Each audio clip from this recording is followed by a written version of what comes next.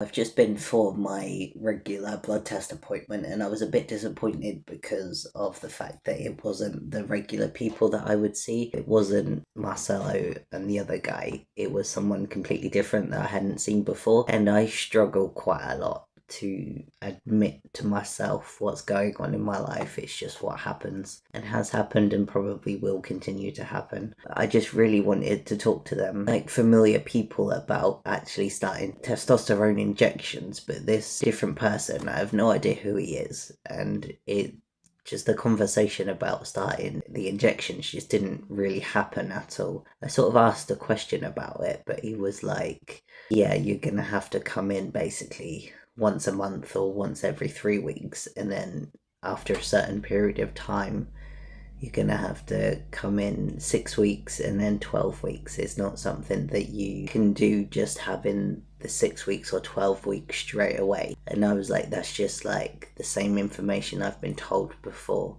But I just really wanted to start the process of having injections straight away, essentially, or as soon as I could. November is when I had my blood test, and then it's obviously going to be Christmas and then New Year's. The whole situation currently with loads of trains being cancelled and delayed, I'm actually slightly glad and grateful that it is December and that Christmas is there, and I wouldn't have wanted to go to London anyway because of the fact that it's December and then New Year's. So I was willing to wait 2 months.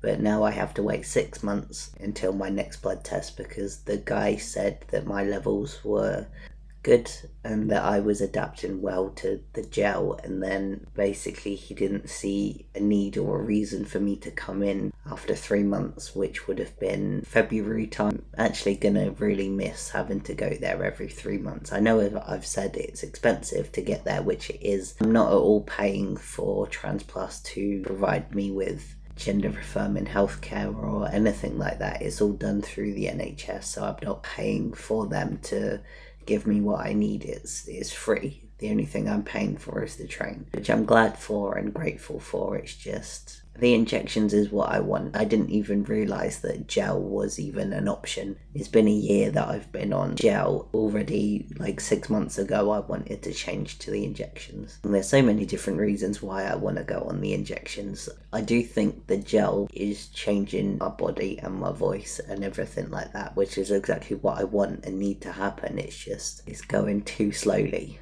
Way too slowly, and I get and I understand that the gel is not as harsh on the body as injections, so they get you to have the gel for a certain period of time for your body to get used to the gel, and then they just see what happens from there, and you can stay on the gel, but I just don't want to. I want the injections. It would mean that I would have to go to London basically once a month, but I don't mind that at all, and I am starting to save my money to afford it. But let's just see what happens. Hopefully I get the injection soon, and I am disappointed a bit. Marcelo wasn't there, and it wasn't the regular people that did my blood test. Not that easy to get used to someone and then have a different person when you genuinely want to actually talk to the person you feel comfortable with, but then have to talk to someone that you don't even know and haven't even seen before and didn't even know existed. I think this guy that I saw was like, took it as like a generalized question about it with no serious intent from me to actually start it relatively soon. Why can't something like this be closer to where I live? And it would just make so much sense as well. And even people living in London, they could easily get to Reading. Like, it's not that difficult to get to. So I think it might take some pressure out of Trans Plus for people to come Reading if there was a trans place in Reading. There's things that I don't have right now that a cis man would have that I just really need to have. And I know it might seem like I'm being impatient and that I just need to wait, but I can't. I can't wait anymore. I don't even think I would have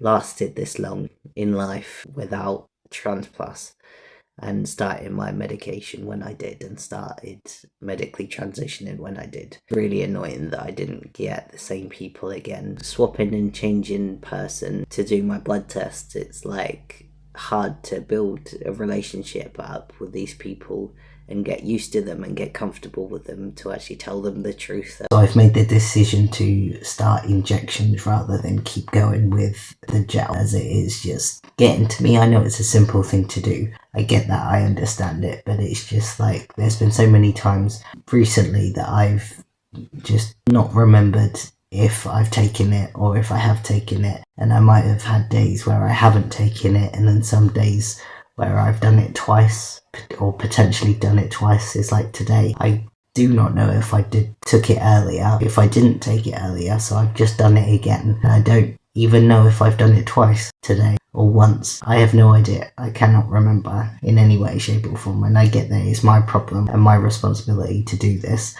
But it's just, I've done it for a year now. I've tried, it doesn't work. It doesn't fit with me in any way. So I've just sent the email, and it was just a generic email saying that I want to change from the gel to the injections, and I just have to wait for them to respond. It's currently a Sunday and it's like 9:20 p.m, so they probably won't get back to me potentially tomorrow, a Monday, and then it could be a few more days realistically, and then I'll just have to see with whatever the response is. So I'm just going to wait for that. So it's a few days later now, and it is, I think, going to happen that I'm going to start having injections potentially, maybe.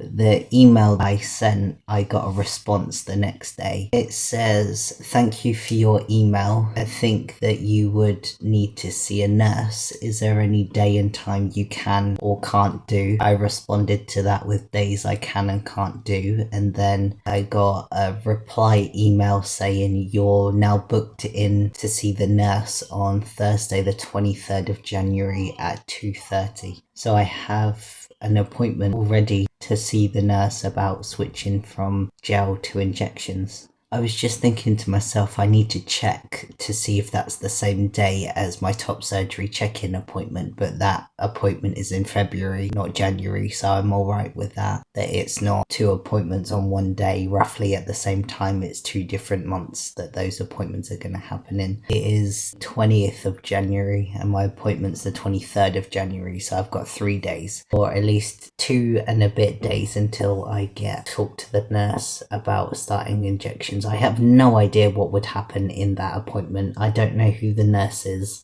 I don't know anything about what's actually going to happen in this appointment apart from the fact that I'm going to be there talking to them about starting injections rather than gel. And I've got like at least 6-7 bottles of testo gel that haven't at all been opened, so I'll have to ask them what do I do with them, and I have no idea if I will start injections right there and then in that appointment. I have no idea. On that day, if it was that they said I could have started injections there and then, or because I had my testo gel already, they couldn't give me the injections. So theoretically, because I hadn't had my testo gel application earlier in the morning, and potentially they could give me my injection if they was going to do that. Who knows? I'm just ranting on about random stuff, and let's just get into the blood test and see what happens. Let's just get into the appointment and see what happens. Just on the train now, and it is just about to get to Ascot station, so I've been on it for a few stops already. Yeah, it is Thursday the 23rd of January. I haven't taken my testosterone gel today in case they were like, you can have your injection today or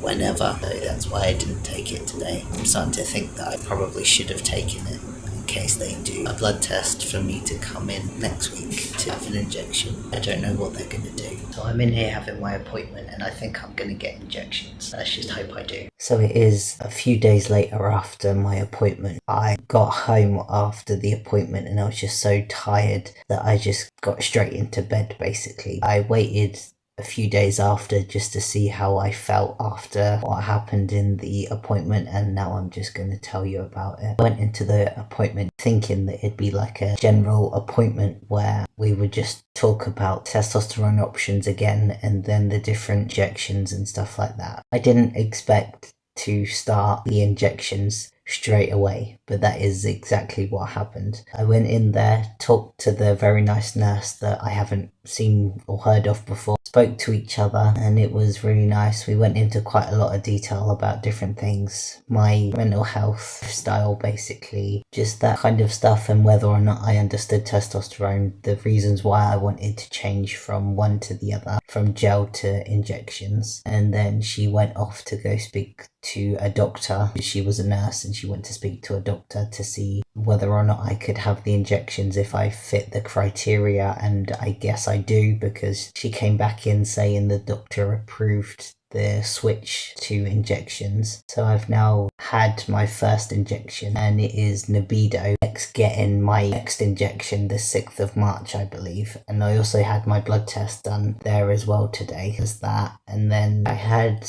the injection, and it went right into the top of my leg on the left side first, and I got to choose which side I had first. I chose the left side because that's just what came to my head. And then I had to lay down on the sofa bed thing with basically like my trousers and pants down a bit so they could put it right in the top of my leg. I felt really weird and uncomfortable with that because it's something that I've never done before, and it was weird. I didn't like it. I felt uncomfortable and all of that, but I just was like, if I have to do that to get my injection, then that's what I'm gonna do. I was just laying there for what felt like forever because the lady was doing the injection really slowly because that's the sort of thing that you have to do. And she explained that my leg might feel numb and dead and like I've just been to the gym. And then she sort of said that it was a good thing that I was getting on a train that was over an hour from Waterloo to Reading. The walk from Soho to Waterloo would sort of help, and then basically being sat down would help as well.